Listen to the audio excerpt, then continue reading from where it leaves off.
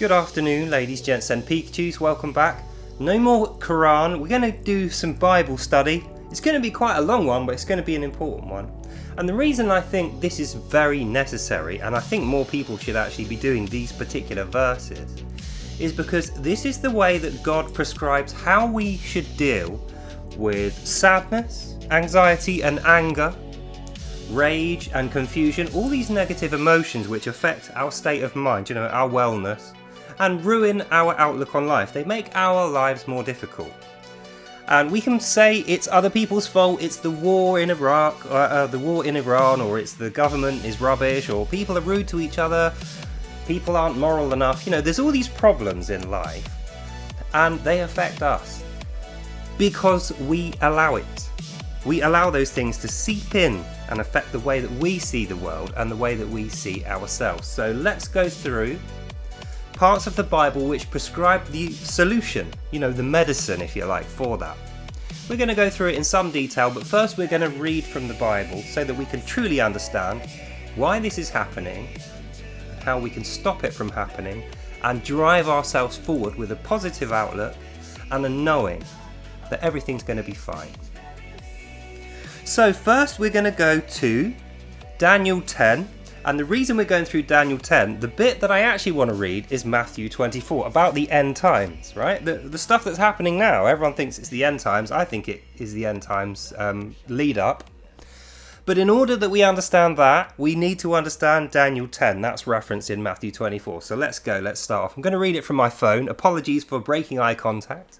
I know you like my lovely eyes. So here we go. Daniel 10. In the 3rd year of Cyrus king of Persia, a word was revealed to Daniel, who was named Belteshazzar, and the word was true, and it was a great conflict, and he understood that word and had understanding of the vision. So what happened is Daniel had a vision, and it terrified him. And this happened after he met a guy called Belteshazzar. So when he says he heard the word, and the word was Belteshazzar, and it was true, he's saying he met someone in real life before he had the vision who was from Persia. Iran is the current day Persia. So he met an Iranian who should have been his enemy. But this Iranian came to him with a message as a friend, didn't try to kill him. And he believed this guy. The word of Belteshazzar, the Iranian or the Persian, was true and it terrified him. And he thought about it and he had a vision from God after having met this guy. That's what's going to happen now. That's what we're going to read about. In those days, I, Daniel, was mourning for 3 weeks. I ate no delicacies, no meat or wine entered my mouth, nor did I anoint myself at all for the first full 3 weeks. On the 24th day of the first month, I was standing on the banks of the great river, that is the river Tigris. It's between Jordan, Iran, on the border of what is now the West Bank and the Golan Heights. Just above there is the Tigris. I lifted up my eyes and looked, and behold, a man clothed in linen, whose loins were girded with gold of Uphaz, gleaming 24-karat gold of the like very rarely seen. This guy has just come out of nowhere, and he is like an important guy. So he kind of looks halfway towards a soldier and halfway towards an emperor. And he sees this guy coming, and he thinks, oh dear, this guy's a scary guy. What's this guy doing? Why is he walking towards me? It's just Daniel. He's a Hebrew prophet. He's a humble, simple guy. Intelligent, but he's just got no money. He's not an emperor or anything like that. He's a Jew, so most of the time Jews are kind of hated in the Bible, so he's expecting trouble from this dude. I lifted up my eyes and looked, and behold, a man clothed in linens, whose loins were girded with the gold of Uphaz. His body was like beryl, his face like the appearance of lightning, and his eyes like flaming torches, his arms and his legs like the gleam of burnished bronze, and the sound of his words like the noise of a multitude. So what's happening here is the guy that's approached him, he is kind of terrified of, because he thinks, is this guy going to kill me? He looks like a kind of tough, important guy. He's got gold on, so he's got armour that's made of gold. He's obviously rich and powerful. Not only that, his body was like beryl, right? So it's shiny and full. He's like a big, muscular, scary dude in gold. Not only that, His face like the appearance of lightning, so he's got a very serious, like almost aggressive look on his face, right? This guy is flipping terrifying. So Daniel, who is a prophet, simple guy in a robe, like a priest type guy, sees him coming and thinks, ooh, he's like scared of him. And the last thing he says is, his eyes were like flaming torches, his arms and legs like the gleam of burnished bronze. So he's like a dark colour, like a Mediterranean colour. Not black, not white, kind of in between.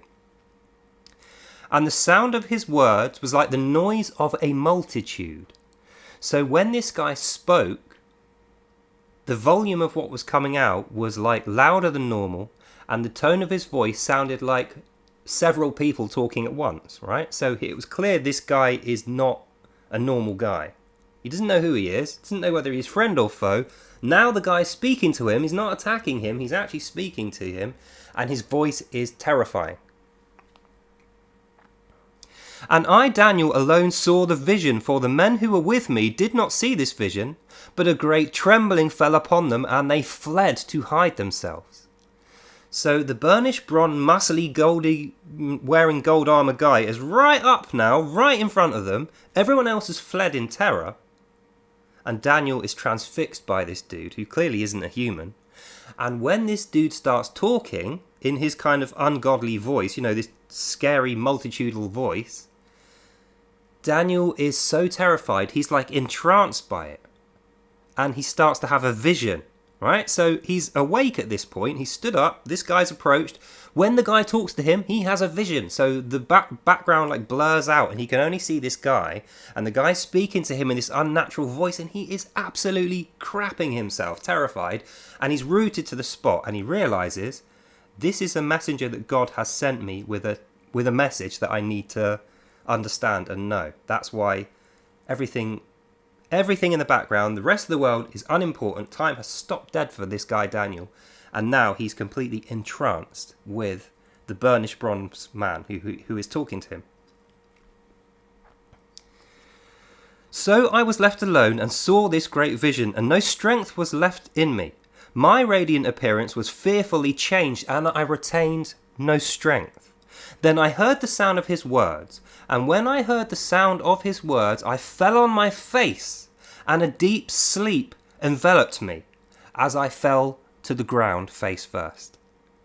So now we know this guy definitely is a messenger from God, this muscular, gold armor dude, whoever he is, because the second he started talking to Daniel, everyone else fled in terror. They were too scared. They didn't even want any of that smoke.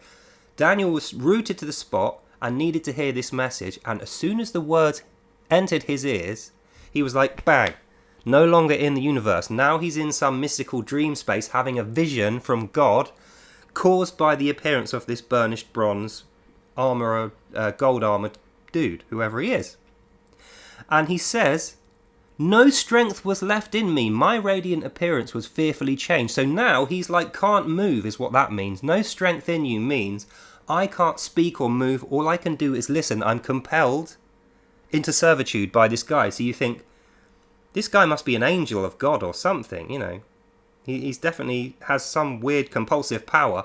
He's not attacking, and the word he is giving is truth, but it's terrifying. So let's find out what that is. Behold, a hand touched me and set me trembling on my hands and knees. And he said to me, O Daniel, man greatly beloved, give heed to the words that I speak to you now, and stand upright. For now I have been sent to you. While he was speaking this word to me, I stood up trembling. Then he said to me, fear not, Daniel. For from the first day that you set your mind to understand these things and humbled yourself before your God, your words have been heard, and I have come because of those words. So this guy is an angel of God who has appeared to answer Daniel's prayers. That's why he was so terrified. This is literally the power of God in a being, an angel. And what he's about to tell Daniel is a prophecy of the future that the other guys ran away from. It wasn't for them. But he stayed. The prince of the kingdom of Persia withstood me 21 days, but Michael, one of the chief princes, came to my aid. So I left him there with the prince of the kingdom of Persia, and I came to make you understand what is to befall your people in the latter days. For the vision is for days yet to come. The angel is telling Daniel, this vision that you're going to have now, that you're in, that I'm telling you about, these things that I tell you, God needs you to know these for some reason that's going to happen in the future. This is the fate of Israel in the latter days. So not only is this going to happen to Israel, that's the first thing we know, and Daniel is the prophet being first foretold about this by an angel sent by God. The second thing we need to know is when this stuff starts happening in real time, not in a vision but now, that's a signal that the latter days have arrived to us when we notice this happening. When he had spoken to me according to these words, I turned my face towards the ground, and I was dumbfounded. And behold, one in the likeness of the sons of men touched my lips. Then I opened my mouth and spoke.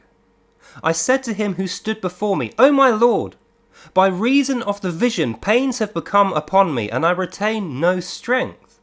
How can my Lord's servant talk with me, my Lord? For now no strength remains in me, no breath is left in me. So he's talking to God while he's also talking to this angel. There's a clue who this angel is. And the thing he's saying is, I want to serve you, my Lord. But I can't. I feel no strength within me. I can't even breathe. I haven't had a breath since this whole encounter started. And I'm in this vision and I am like aware of how tiny I am and how great and powerful this being ahead of me is, how truthful his word is, and how vitally important this message is to me, to Israel, to the world, to the latter days. And I want to be greater, but I just feel so humbled. Again, one having the appearance of a man touched me and strengthened me. And he said to me, O man greatly beloved, fear not. Peace be with you. Be strong and of good courage. And when he spoke to me, I was strengthened and said, Let my Lord speak, for you have strengthened me. Then he said, Do you know why I have come to you? But now I will return to fight against the prince of Persia, Iran, the prince of Iran. And when I am through with him, lo, the prince of Greece will come. But I will tell you what is inscribed in the book of truth. There is none who contends by my side against these guys, except for Angel Michael, your prince. And that's the end of Daniel 10. So what's happening there? Daniel has a vision caused by this approaching angel. Everyone else was scared off. The angel put his hand on Daniel's shoulder and said, I'm going to give you a message now. In an instant, everything in the world disappeared, white space. All he can see is this angel, and he becomes aware this is not just anyone. This is an angel of God who is speaking to him, foretelling prophetic events of the latter days involving his people, him, Israel, in the future. And for some reason, him, all the way back then, needs to be told it so that can facilitate these things happening in future. So he is now permanently a part of this prophecy. He's blessed, effectively. And this all happened because he prayed. That's a bit that a lot of people miss out. This entire thing is only including Daniel because he prayed for it. Understand that. The power of prayer is evident in Daniel 10 because this would have happened anyway. The Lord's will is the Lord's will. We know that if we're Christians, Jews, or any other religion that has a worship of God, we know God's will is absolute. And it does happen, and it will happen. Daniel prayed, and now he is rooted into this book and rooted into these events. So that's Daniel 10. That's the bit that we need to know. And then we're going to go to Matthew 24. So let me just type in Matthew 24. So we read Matthew 24. Now, that's referenced in here. So just remember that bit about the angel clad in gold, muscular, powerful dude, angel of God, appears to Daniel, puts a hand on his shoulder, removes him from time.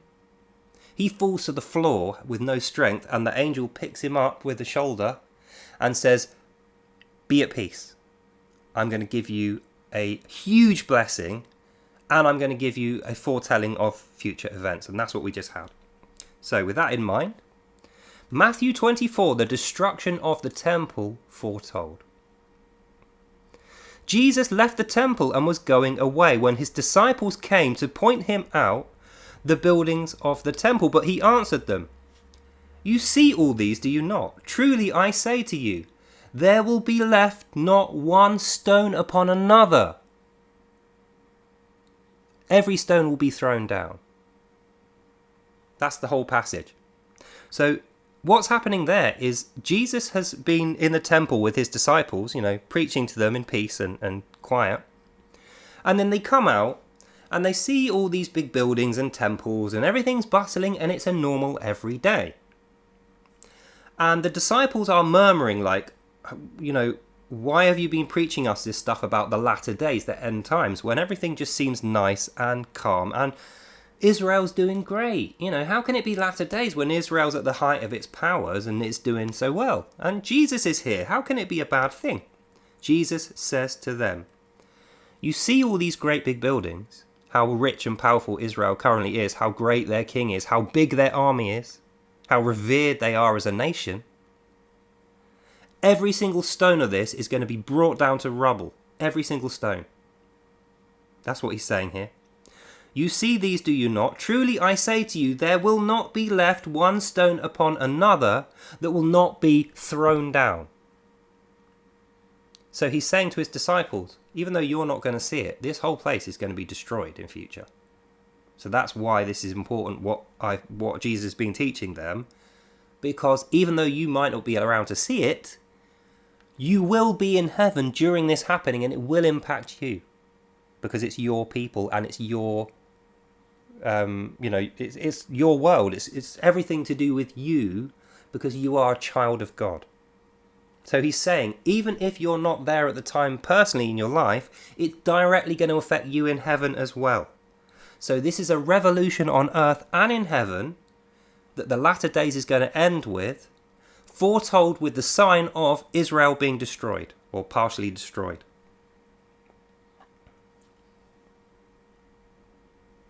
As he sat on the Mount of Olives, which is a mountain range between the edge of Lebanon, it's like right at the south tip of Israel, between Israel and Lebanon, there's a group of mountains, and the middle, tallest one, it's like two mountains with a road going down the middle. Those two mountains are called the Mount of Olives. And that is where Jesus said he's going to appear at the beginning of the latter days cycle when the end times is in progress. That's where he's going to be. So, he's telling his disciples, as he sat on the Mount of Olives, so he's at the Mount of Olives, while he's telling his disciples this, he's telling them this is where I'm going to be when the world ends, that's exactly where I'm going to be sat when all this happens, in like thousands of years' time. As he sat on the Mount of Olives, the disciples came to him privately, saying, "Tell us, when will this be? What will the sign of your coming and the closing of the age be? We need to know." And Jesus answered them, "Take heed that no one leads you astray." Now, why would he answer it like that? The disciples are saying, tell us, when's the end of the world going to be? How do we know the latter days have arrived? What's the sign going to be? How do we know it's definitely going to be you and not just some guy dressed up like you? Lots of questions. Jesus says, let me tell you, be careful no one deceives you about these things. What I'm telling you here is the only version of events that you need to understand truthfully and believe. This gospel here. This is what you need to know about the end times. Anyone else who tells you anything else about it, or anyone else who claims they know something outside of this, or different to this, or has a different gospel from a different religion, absolutely is deceit. Do not listen. "For many will come in my name," Jesus talking, "saying, I am the Christ. And they will lead many astray. And you will hear wars and rumours of wars. See that you are not alarmed. For this must take place, but the end is not yet. For nation will rise against nation. Kingdom will rise against kingdom. And there will be famines. And there will be earthquakes in various places. All this is but the beginning of the birth pangs." Christ is making sure the disciples know This, what I'm telling you now, while I'm sat on the Mount of Olives, says Jesus to his disciples, this is the beginning of this particular prophecy now, in like 15 AD, or, whenever it was, like thousands of years ago. But this is the beginning of the birth pangs, and the birth pangs are leading up to a birth of something or someone, which is going to be in the latter days, which is going to be when Israel is being destroyed. For nation will rise against nation, kingdom against kingdom, and there will be famines and there will be earthquakes in various places. That's the description we get. So we've got to watch out for when nations come against nations, kingdoms come against kingdoms, when there's earthquakes and famines. That's the beginning of the birth pangs now. Then they will deliver you up to tribulation and put you to death. And you will be hated by all nations for my name's sake. And then many will fall away and betray one another and hate one another. And many false prophets will arise and lead many more astray. And because wickedness is multiplied, most men's love will grow cold. But he who endures to the end will be saved. And the gospel of the kingdom will be preached throughout the whole world as a testimony to all nations, and then the end will come. So let's go through that. Quotes, Jesus speaking. Then they will deliver you to tribulation, as in the guys led by the Prince of Persia, who we've just been told Jesus is still fighting with Archangel Michael. And that's the guy who's going to be defeated in the end, the Prince of Persia, which is current day Iran, maybe the Ayatollah, or, the Ayatollah's master. They will deliver you to tribulation. So what that means is you're innocent. You're nothing to do with this. You're just civilians. That guy, Prince of Persia, Prince of Iran, Ayatollah, the master of Ayatollah, will deliver you, me, all the people in this country up to tribulation, difficult times, attacks and famines and earthquakes and difficult troubles that are nothing to do with us, but we will have to suffer these things. And if we endure them, we will be saved. So if we don't endure them, we're not saved. If we fall to them, we're not saved. Or if we are corrupted along the way, then that is an indication of our character. We're not saved if we do that, so we've got to stay strong. I'll continue.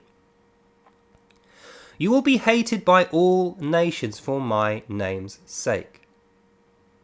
This is specifically talking about Israel, both the current day Israel and the spiritual Israel, which is the followers of God, the believers in God, which is Christians.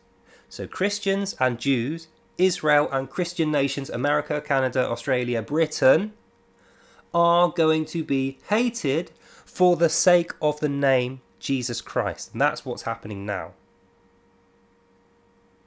Many will fall away and betray one another and hate one another, and many false prophets will arise and lead many more astray. Now we can see this happening. We can literally watch the comments underneath people's videos, mine as well, and we can see this happening. How many people this week have heard that the Pope said, we all worship the same God? Muslims, Jews, Christians, we're all just worshipping the same guy, it's fine. And many Catholics have been swayed by this. Many Catholics are out there right this second making the case that we all worship the one true God, but that's the same God that the Muslims worship. And at the same time, Muslims and their Quran are saying there is none like Allah. Allah is the one true God, and that's what they believe. So everyone who worships the same God as Muslims is worshipping Allah, whether they know this or not. As soon as you recognize the false claim from the Quran that the God of Abraham has always been Allah, and there is only one true God, then you are also saying Yahweh, Jesus, Holy Spirit doesn't exist, Allah.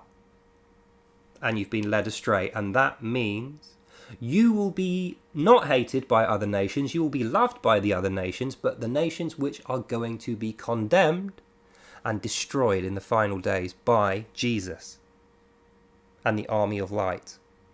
We'll get to that. The gospel of the kingdom will be preached throughout the world and as a testimony to all nations, and then the end will come. So when this is happening, there's big wars. The Prince of Persia, or Iran, is at war with the Christian nations plus Israel, which we can see today. But what will happen is, after the false prophets will arise and lead many astray, and because wickedness is multiplied, men's love will grow cold, so nations will fall out with each other, families will fall out with each other, people will generally be more aggressive. But who endures to the end will be saved. So if you can weather all of that storm, not be dragged into it, not have doubting or shallow faith, not be convinced that you should worship Allah or that your God is actually Allah or that Muslims are worshipping your God, they're just doing it wrong. None of this is all heresies. You have to avoid all of that. If you can endure until the end, you will be saved. That's the name of the game, my friends. And the gospel of the kingdom, i.e. this, will be preached throughout the world as a testimony to all nations, even the bad ones. And then after that, the end will come. So I don't think that needs much explanation. We can see what's happening there. Jesus is giving a very, very stark warning. And that warning is, life's going to get tougher and tougher and tougher as those birthing pains, those sort of those spiritual contractions start to get closer and closer, and there's earthquakes and there's famines and there's wars and kingdoms are fighting each other. Everyone's at war with each other in the home, in politics, in their own country. We're beset by raiders, which are insurgents, sent by the Prince of Persia, or what is modern day Iran. But the whole world, every nation, will be preached this. And once they've all had a chance to understand it and know it, then the end will come. And if they haven't accepted it by then, judgment is upon them. Because they will have revealed evil characters. And the rest of us will be going that way. So even though it's kind of a dark message, it is a message of hope. And the hope is, by the time Jesus comes back, we will be in two distinct teams. Christians and Jews, the children of God who are loyal to God's commandments and who have faith in the Son, Jesus, the Lord. That's team one. They'll be saved. Everyone who is against Jesus, Christians, Jews, and the Christian nations, who is committed to fighting against those because they worship this other guy who is not God, they will see their end. They'll have a chance to repent because we'll be preaching them the gospel of the kingdom like I'm doing to you now. But they will absolutely not accept it. They will rebel against Jesus and the gospel and you and I. And that puts them in team B, which is condemned. Those guys are screwed. And that's Jesus saying that. So then we carry on. The desolating sacrilege. This is the bit I want to end on. This puts everything in context. So, when you see the desolating sacrilege spoken of by the prophet Daniel standing in the holy place, let the reader understand is in brackets, but we've already done that bit, so we know about Daniel's vision of the angel of God coming to him being completely stricken of breath and strength, and then realizing this is a very powerful angel coming to me as a messenger of God to foretell the events of the latter days and the involvement of Jesus, the angel Michael, who is the protector of humanity. They're the two most important people in this, Jesus and Archangel Michael, in terms of our protection. And when you see desolating sacrilege, which is spoken of by Daniel, i.e. when you see Israel being attacked and destroyed by the Prince of Persia and his insurgents, plus the fight against the Christian nations, which is Israel, along with real Israel, then you know this is latter days. So, standing in the holy place is Daniel. Daniel 10 should be in your head. Then let those who are in Judea flee to the mountains. Now, Judea is currently called the West Bank. They renamed it the West Bank because they want to annex it into an Arab state and they want to take it over for Islam rather than have it as part of the Holy Land, which it is. And we know that from this. Let those who are in Judea flee to the mountains. The nearest mountain range is the Golan Heights. Golan Heights is just next to the Mount of Olives. Currently, it's got Israel's military sat on top of it, right? Because in the past, Arabs have used it to fire missiles onto Tel Aviv and Bethlehem. And obviously the Jews didn't like that, so they took over the Golan Heights. So that's where the people of the West Bank will be fleeing to. So that tells us the West Bank is going to be the part of the attack against Israel. Let him who is in the field not turn back to take his mantle. And alas for those who are with child, and for those who give suck to children in those days. Pray that your flight may not be in winter or on a Sabbath. For then there will be great tribulation, such as has not been seen from the beginning of the world until now, no, and never shall be. So there's a lot going on there. Let's go through it. Let him who is in the field not turn back and take his mantle. So if you're working, let's say you're in the field pulling a plough, or you're like sheathing wheat, or whatever you're doing, you're out working. When you realise this is happening, don't pick up your tools. Stop what you're doing and run for the mountains. That's what it's saying. It's saying when you realise this is going on, don't waste any time going back to collect your things. Get out of there now. Get to those mountains. That's an order from God. And alas for those who are with child, and those who give suck to their children in those days. So it's saying if you are not able to make it there, you will not be saved. Alas means oh dear for you. If you are like pregnant and you can't make it there because your husband's not with you, or you can't make it there because you've got children and you don't have anyone to help you, then you unfortunately are not going to make it to the mountains, and you will be caught up in the tribulation. I shouldn't say you won't be saved. It doesn't mean you won't be saved to heaven. It means you won't be saved from the tribulation. So unless you've got helpers, if you're pregnant, if you've got children with you, you're pretty much not going to make it to the mountains. It's going to be a run, not a walk. It's going to be fleeing. For then there will be great tribulation, such as has not been seen from the beginning of the world until now, no, and never will be. So this is the great calamity that he's describing. And in those days had been not shortened, no human would have been saved at all, but for the sake of the elect, those days will be shortened. So initially, whoever was bringing this great calamity, i.e. the master of the Prince of Persia, the Iran guy, Satan, Allah, wanted this tribulation to go on and on and on. He wanted it to be a torturous life that never ended. So the fact that it's going to be ended quickly, and the tribulation will end in us being saved, sounds like the end of the world. But it's only the end of the world for those guys, because they don't have anywhere else to go afterwards. They are obliterated, condemned to hell, and dead.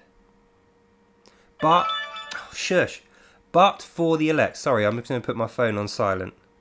Why does that always happen? Anyway, so the end of the world is coming. Everyone who is not saved is going to be terrified of it. They're the ones that are going to cause it.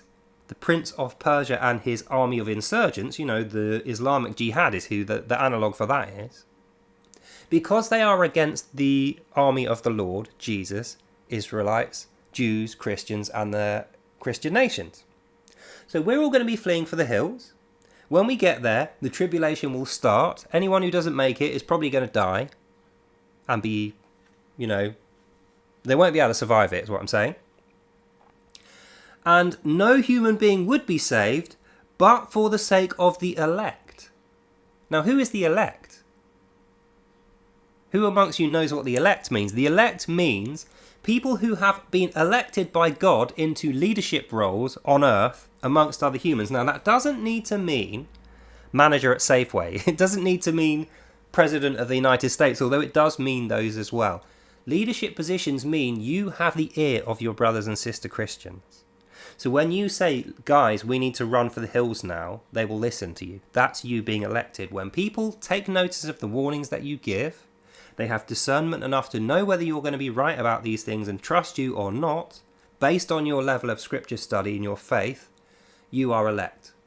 And the only reason anyone is going to be saved is because God has elected you, along with the other elect, to lead everyone out of trouble when the tribulation happens. Then if anyone says to you, 'Lo, here is Christ, there he is,' do not believe it." So that's a warning that many people are going to either suggest that Christ is here and it's not the real Christ, or they're going to try and convince you that someone else is Christ. A false Christ will be sighted and will appear. Don't believe it. Christ has said he's going to appear on the Mount of Olives after this has all started, and he's going to remonstrate with the armies of the Prince of Persia, and alongside him will be Archangel Michael. We know that from previous readings. So if that isn't the case, that ain't Jesus. And that's a false Christ you got there. So absolutely ignore that guy. "For false Christs and false prophets will arise and show you great signs and wonders, so as to lead you astray, and if possible, even the elect." Now that says to me the elect cannot be led astray. So no matter what technological magic or deceitful trickery, whatever a la voodoo they can come out with, many people will be tricked by this. Don't get me wrong. A lot of people are deceived and tricked by this already. Many more will follow. But if you have strong faith, God has elected you to lead your brothers and sisters out of that mirage, past the tricks and the deceit of these Moors, these evil Muslims, into safety. And that will be you fulfilling your mission from God. That's why it requires strong faith. If you don't have faith, it's not going to be you, because you will hesitate, you will dawdle, and you will be done. You won't get out of there quick enough. No one's going to listen to you. "Lo, I have told you beforehand. So if they say, 'Lo, he is in the wilderness,' do not go to the wilderness. If they say, 'Lo, he is in the inner rooms,' do not believe it. For as lightning comes from the east and shines as far as the west, so will be the coming of the Son of Man. Wherever the body is, there the eagles will be gathered together." What Jesus is saying there is, when this is all going on, there's going to be fear, there's going to be confusion, there's going to be death, there's going to be calamity, there's going to be war, there's going to be fire. You better know who you are going to follow, or who's going to follow you, and you better not dawdle. You better have faith in what's happening, otherwise you will not survive.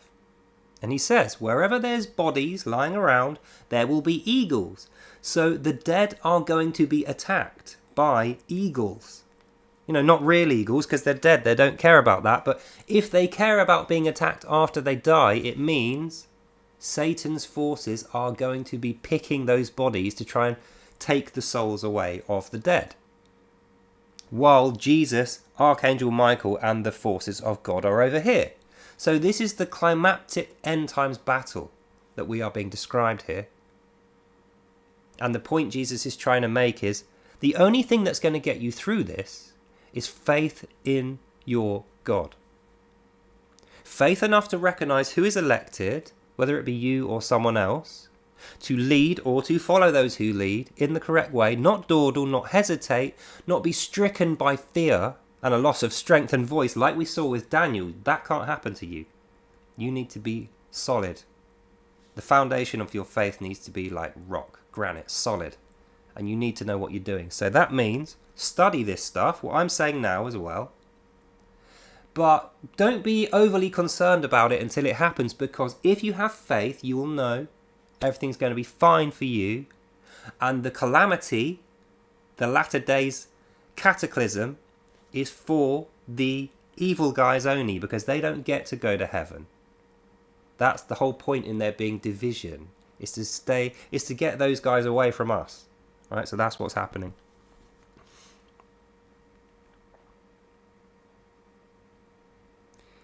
Immediately after the tribulation of those days, the sun will be darkened, and the moon will not give its light, and the stars will fall from heaven, and the powers of the heaven will be shaken. Then will appear the sign of the Son of Man in the heavens, and then all the tribes of the earth will mourn, and they will see the Son of Man coming on the clouds of heaven with power and great glory. And he will send out his angels with a loud trumpet call, to gather his elect from the four winds, from one end of heaven to the other. So the entirety of God's kingdom, the entire combined forces of God, angels, the righteous, if you're a Catholic, Mary and the saints will be in there. If you revere these guys for some reason, like pray to them or whatever, they will be there alongside God, Archangel Michael. Nobody is getting left out of this final battle. That's what we know. From the fig tree learn its lesson. As soon as its branch becomes tender and puts forth its leaves, you know that the summer is near. So also when you see all of these things, you know that he is near at the very gates.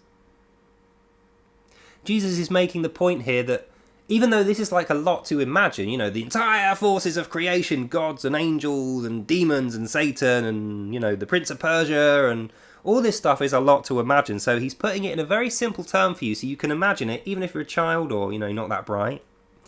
And he's saying, from the fig tree, learn its lesson. Now, with the fig tree, when you see nice green leaves on a fig tree, that means it's going to fruit very, very soon. In the next few days, you're going to get fruit. So you have to be ready to pick that fruit when it drops. Otherwise, it will go sour and it will be wasted. And then after that, it's the summer, right? So the analogy that Jesus is giving us there with the fig tree is we are nearing that time when the fig tree is going to drop its fruit. We need to be there to catch that fruit, and the fruit is God's grace, salvation. Right? So in the latter days, when this cataclysm happens and all this stuff happens, we need to be ready and willing to endure these troubles until the end, know who we're going to lead and who we're going to follow with faith and not hesitate, not be dragged off the other way and die and then join Satan's forces by deceit and trickery of the Allah guys, the Prince of Persia guys. And it's all going to happen very fast. When it starts happening, we've got a few days to realise, hang on a minute, green leaves, the stuff we've been going through is happening.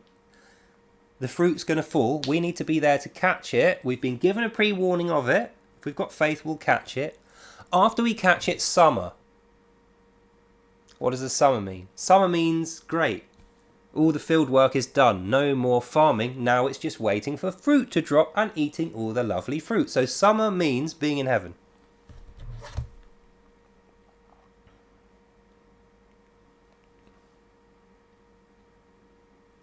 (36). That's where we're up to. But of that day and hour no one knows, not even the angels of heaven, nor the Son, but the Father only. So, what this is telling us is we're getting given all the details of this final hour, the latter days cataclysm, and then being saved and everything else. We know everything about it. We know the signs of when it's going to come, but we're not supposed to know. We're not supposed to be able to pull it in our calendar. We're not being told it's going to be the 13th of September at 5:20, for instance. Because if we knew when it was going to be, life would lose its meaning. Nobody would be doing any work. Nobody would be building for the future. And our salvation would be adversely affected. So that's what he's saying. He's saying, don't bother asking me when the hour is, because I'm not going to tell you. And if I haven't told the angels in heaven, then you're not going to know either. For as in those days before the flood, they were eating and drinking, marrying and giving in marriage, until the day when Noah entered the ark. And they did not know about the flood until it came and swept all of them away. So will the coming of the Son of Man be. Anyone who knows anything about the Bible knows. Noah's flood eradicated the entirety of life on earth, apart from 8 people in Noah's family, and some animals that went in 2 by 2. And the reason that happened is because the evil and iniquity of every creature on earth was sufficient that they had damned themselves before death. They were so evil, they were damned in life, and they were never going to be convinced to do anything different. And we know God isn't a slave driver. So God wasn't going to puppeteer those guys to be good, because they would have resented it. So the fact that they resented morality so badly that they were willing to die in sin caused the flood. And God washed that sin away and saved the small portion which was good to repopulate the earth. Right? So that's what happened. So when we're being told this is going to be like Noah's flood, That's what that means. That the latter days cataclysm, when we are all saved, is going to be like Noah's flood, in as much as not everybody is getting saved. The amount of people that are getting saved is a small fraction of everyone. And it's only those people that choose morality, that endure to the end, that have faith in their Lord and the elect that the Lord has given them, don't hesitate, don't look back, and they just do what they need to do without hesitation, and they do it right up until the last moment.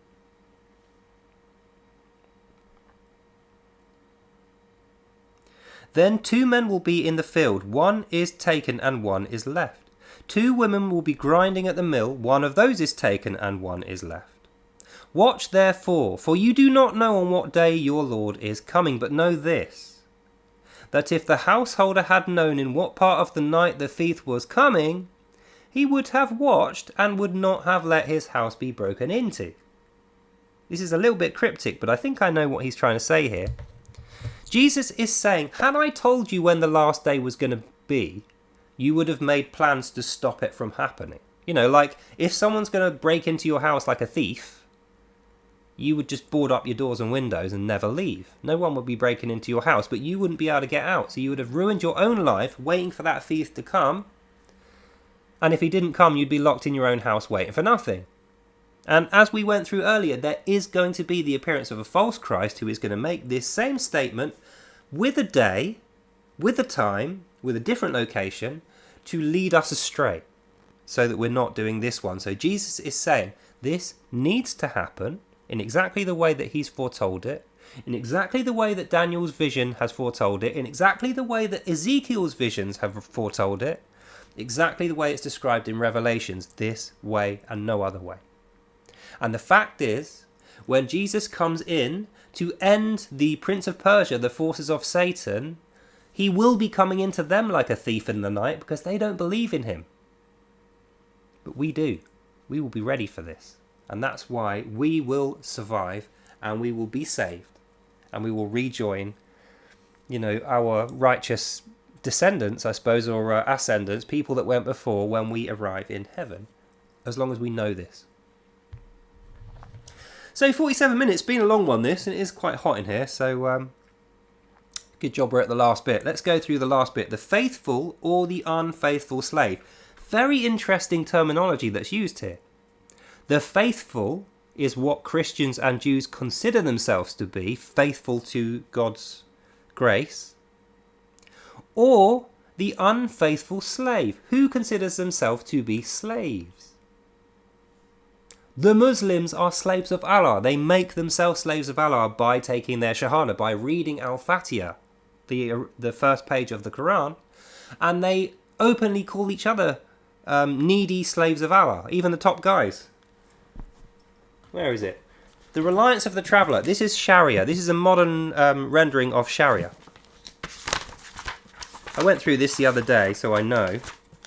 After the introduction page, there is several permission seals, which is the authorities of the various different Arabic countries, which also lists North America and Britain. And the reason they have these is this is them authorizing Muslims to follow the instructions in this book because they were given by Allah. Why is this important to us now? Because if you are a faithful, then you will know these are the needy slaves, the unfaithful slaves being spoken about in the end of Matthew 24. And it even says, "Praise be to Allah, Lord of the worlds. Allah bless our liege Lord Muhammad, his folk and his companions." Then at the bottom it says, "Witnessed by the needy slave of Allah Most High." So we know, faithful Jews and Christians, unfaithful slave Muslims. Who then is the faithful and wise servant whom his master has set over his household to give them their food at the proper time? Blessed is the servant whom his master, when he comes out, will find him doing so. That's a little bit wordy if you don't like Old English. Let me break it down for you. Who then is the faithful and wise servant whom his master has set over his household means, which one of you is a good Christian or a faithful man or woman of God, who has wisely stayed put and watched over their household, the life and the things that God has granted you, and given them food up until the proper time, which is the latter days? Which one of you has endured until the end? Blessed is that servant whom his master will find when he comes. Truly I say to you, he will set him over all his possessions. So that's God saying, the guys and the brothers and sisters of Christ who faithfully endure till the end, your souls are worth more to God than every piece of physical matter in the universe, all his possessions. You personally, individually, he loves you more than the entire world if you endure till that last day and you show faith.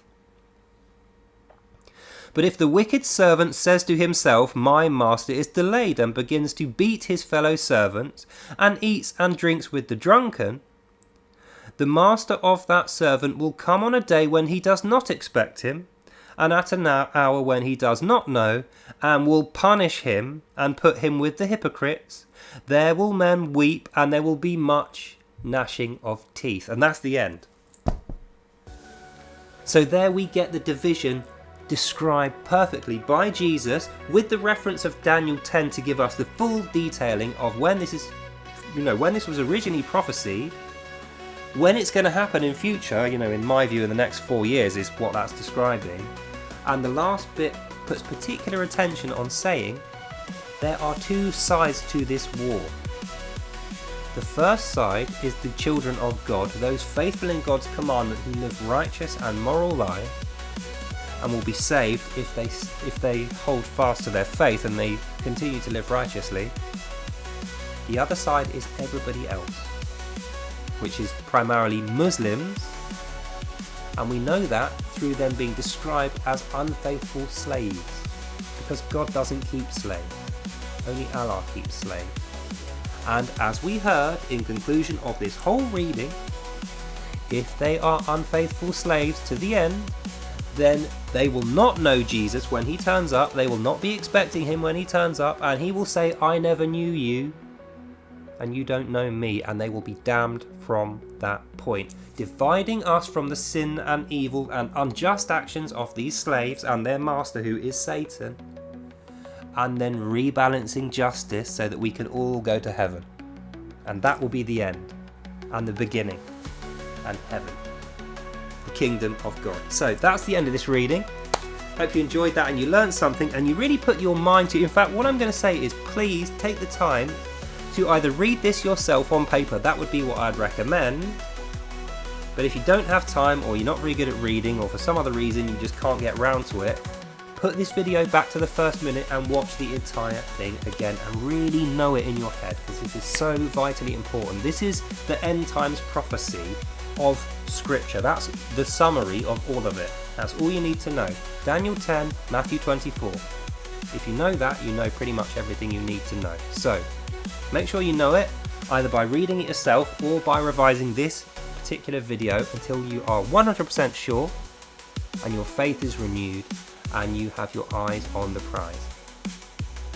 Otherwise you'll be with the unrighteous, unfaithful slaves. You won't know what's going on. And trust me, friend, you don't want to be in that group. You want to be in the saved group. So that's the end of this video. Hope you enjoyed that and you learnt something. God bless you all. And I'll see you lovely people in the next one. Bye now. So there you have it, ladies, gents and Pikachus. I hope you liked that. You now have the combined complete knowledge of the end time cycle in the Holy Bible. So learn it, love it, know it, look forward to it, and you shall be saved. That's all for now. God bless you all. Have a lovely day, and I'll see you in the next one. Bye.